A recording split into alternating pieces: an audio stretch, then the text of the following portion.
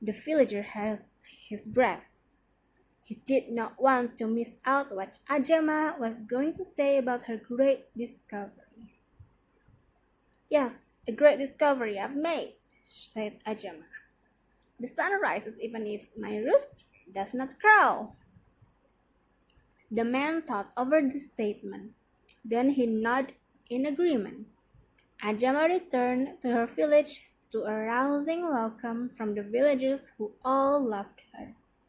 From that day onward, every child in the village knew the sun will rise even if the rooster does not crow.